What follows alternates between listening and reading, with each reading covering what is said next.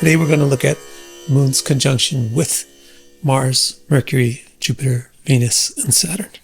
Here is the quick overview of the essentials of what Paladipika, chapter 18, text 2 has to say about this. The Moon's conjunction with Mars signifies stimulated desires. Its conjunction with Mercury, interactive expertise. The Moon's conjunction with Jupiter signifies a big, open mind. And its conjunction with Venus signifies artistic expertise. Finally, the Moon's conjunction with Saturn symbolizes a recycler. Well, this is a very interesting set of ideas. Definitely we want to dig into this and figure out the heart of each one of these things. To do so, let's first of all have a look at the original text in Sanskrit and then dive into the actual nuances of the meaning from there. Kutasrasovakundapanyamasivam matu savakrashashi sangya prashchita vakyamarta nipunam saubhagya kirtyanvitam Vikrantam gulamukhyamasthiram chittesharam sangira vastranam shasita kriyadi kushalam sarki punarpusutam. So as you can see, not really all of these are equally desirable, let's say, or equally good. In fact, it looks kind of simple, like the Moon's conjunction with benefics tends to be really good, while the conjunctions with malefics tends to be a little more problematic, and especially the Moon's conjunction with Mars. So why don't we organize our investigation of this in that order so that we'll go from the best conjunctions to the worst. That means we probably should start with the Moon's conjunction with Mercury, which is supposed to represent interactive expertise. So why did I come up with that particular phrase to summarize this conjunction? Well, Paladipika describes it, first of all, as prashchita vakyam. Vak means speech. Prashchita means dripping. So the idea is that the speech is flowing out of the person in a very refreshing way. In other words, they're an eloquent speaker. This, of course, only makes sense because Mercury symbolizes speech and the Moon symbolizes beauty and liquidity as well. But also to get to the heart of what is going on with the Moon-Mercury conjunction, what's really going on is that the Moon, or the mind, is getting a good outlet and is able to express itself and its needs and its desires effectively. And that's why this conjunction has such positive effects. Another thing Paladipika says about the Moon-Mercury conjunction is Artha Nipuna. Nipuna means expertise, and it's an intellectual type of expertise. And Artha means economic or financial or wealth. So Moon-Mercury conjunction is indicative of expertise when it comes to wealth. This also really only makes a whole lot of sense because both of these planets are the two Vaishyas, or the economic planets. Another meaning of the word Artha, however, is meaning. Artha means meaningful or worth something, has some value, has some meaning. So Artha Nipunam also means that the Moon-Mercury conjunction symbolizes somebody who's very intelligent. So obviously, think about the houses and the signs and so forth to decide which one of these two variants of Artha Nipuna is likely to come out in a particular chart. Finally, Paladipika describes this conjunction as Saubhagya Kirti Anvitam. Anvitam means to be endowed with stuff. And Kirti means like renown or likability or celebrity. So Moon and Mercury conjunctions indicate people who easily become liked. They're very likable. This also only makes sense because the moon is emotional and Mercury is the planet of friendship. So the combination signifies extending your emotions towards friends and being likable. The word saubhagya means success and wealth.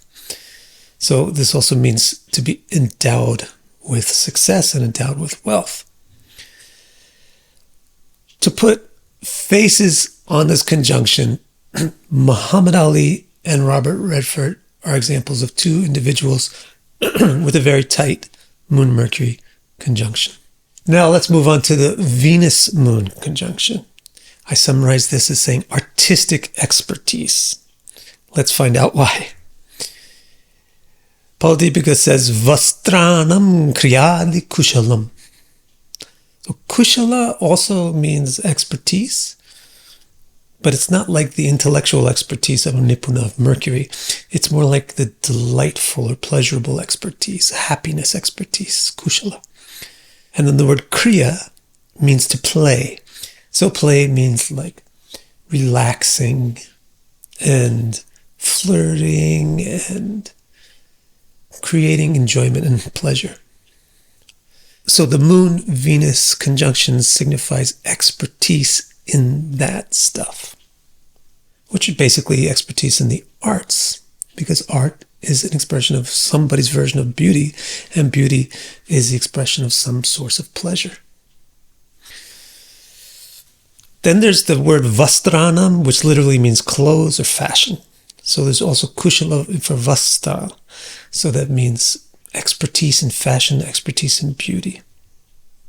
Again, these kind of interpretations really only make obvious sense because the Moon and Venus conjunction between the two is a conjunction of both of the feminine planets. So you get these feminine qualities out of the conjunction. Also, you can summarize this conjunction in another way as having good taste. Artistic expertise or good taste in things, because the moon symbolizes your opinions or your taste, and Venus is very intelligent and learned about artistic things.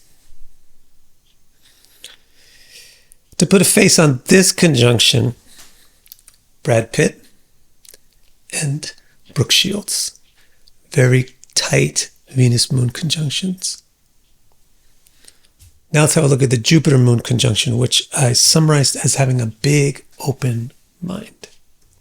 Paladipika describes this conjunction with the word Vikranta. Vikranta means ambitious, a big mind. Vikranta means to do something special. So the Jupiter-Moon conjunction conveys the sense of not wanting to be ordinary, or not wanting to experience ordinary things, having extraordinary goals and ambitions, and having an enterprising attitude. This makes perfect sense because Jupiter is a planet of increase and the moon is a planet of our desires. So the conjunction of Jupiter and the moon increases the desires, making us more ambitious. Paladipika also describes the conjunction as Kula Mukhya. Kula means a community. Maybe it's a family, maybe it's a group, maybe it's a neighborhood, maybe it's a nation, whatever, but it's a community. And Mukhya means mouth. So what he's saying is the Moon-Jupiter conjunction signifies being the mouth of your community and the mouth for your community. So in other words, you're a capable spokesperson and you're a capable teacher and instructor and guide. Mukhya also means the best or the foremost or the most obvious, the forefront. So Kula Mukhya also means the best in the community, the leader of the community. So again, like the advisor, the guide. Finally, Paladipika adds Astira Matim. Mati means opinion, and Astira means unsteady or not fixed. So this means having an unfixed or unsteady opinion. Again, you want to look and see the house and the sign in which this conjunction is taking place to get an idea of exactly what you want to make out of this. But the baseline concept here is Jupiter is the planet of conclusions, wisdom, philosophy. But the moon is the planet of always changing things, because it's always changing its shape. So the moon-Jupiter combination or conjunction signifies having changing conclusions or changing opinions about things.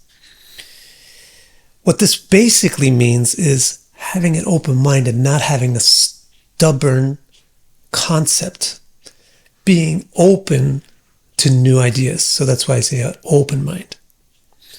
And to put a face on this, Nicholas Copernicus and Leonardo da Vinci both have very tight, very exact Jupiter-Moon conjunctions. Next, let's take a look at the Saturn-Moon conjunction, which I summarized as being a recycler. Well, Paladipika very briefly says, Punarbhu Sutam. Sutta means to press something out, and Punarbhu means to be remade. So the idea here is being able to get something out of something that was destroyed or thrown away. So like the ability to get more toothpaste out of the tube, or to get a little bit more mileage out of your car. Saturn is the opposite of Jupiter. Saturn represents decrease. So when it conjoins the planet of desires, it decreases the desires, which means we don't really feel like we need a new car or a new tube of toothpaste. This one is still actually working. It can be fixed, or it can still be stretched a little bit more. But you have to watch out for this particular effect, because it can also cause the opposite effect to Jupiter's ambition. Saturn's effect by conjunction with the moon creates the opposite of ambition, which is actually depression. So this sense of Paribhu Sutta can mean not really wanting anything, which can be a good thing depending on the dignity of the conjunction and the house of the conjunction, but can be kind of a depressing or sad thing as well. And this kind of sad twist on being a recycler is evidenced in the connotation of this very phrase, Paribhu Sutta, because Sutta, since it means pressed out, it also means children. And Punarbhu, because it means remade, it also means a remarried person or a widow or a widower. So Punarbhu kind of means to be like a stepchild, which is kind of like a classic Cinderella kind of setting, which is a little bit, classically speaking, kind of sad. To put a face on this conjunction, Bob Dylan, Tom York, and Miles Davis. Now, these are all three outstanding musicians. It's not that Saturn and Moon has anything to do with music. That's from other things in their chart. But what's showing up in their faces about the Saturn-Moon conjunction is how gritty they are and how patient they are with the basics. So finally we come to this conjunction, Mars and Moon, which is the most difficult one, or at least it's presented in the most difficult light here in Paladipika. I summarize it as stimulated desires, which doesn't sound too difficult, but let's have a look at the Sanskrit and see what is really being said about this. Kuta stri asava kumbhapanyam ashivam matu. Stri means women, and kuta means crafty or secret. So what this implies is that the Mars-Moon conjunction indicates being involved with crafty women.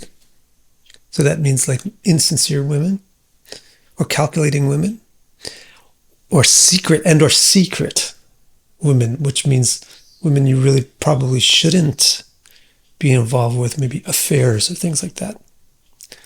So this makes sense, unfortunately, because that's what Mars is all about. It's about independence, not cooperation, not partnership. It's about me. So when it is conjoined with the planet of desires, then the desires become pretty selfish. and independent and don't really naturally seek to fulfill themselves in cooperation with others. Then there's the word asava, which means stimulation. So that also just makes a lot of sense because Mars is the planet of strength and the moon is the planet of desire. So Mars conjunction with the moon strengthens or stimulates the desires.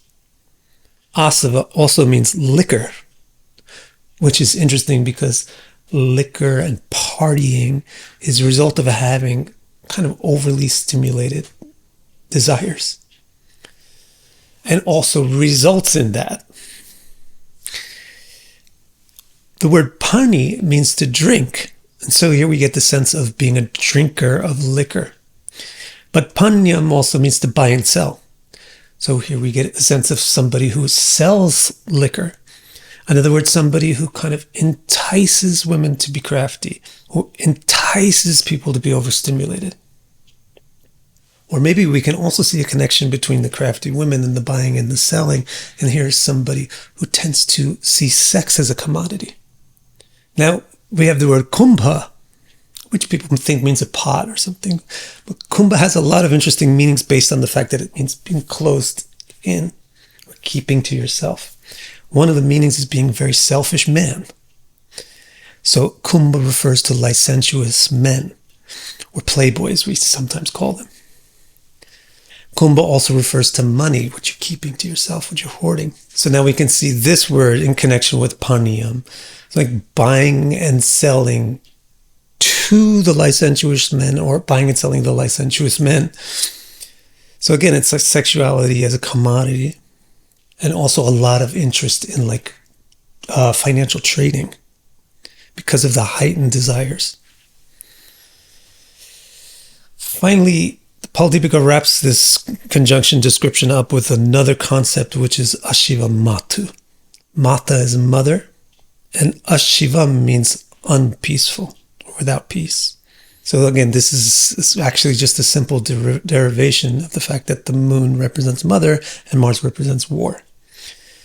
So the Mars-Moon conjunction signifies some type of conflict with or in the mother. So maybe the mother is very unpeaceful because the child is not very demure, or maybe the mother is very troubled and that's why the child doesn't develop in a kind of socially normal way. Or maybe the native and the mother very often fight with each other and they don't have peace between each other. To put a face on this combo, Angelina Jolie, Kylie Minogue.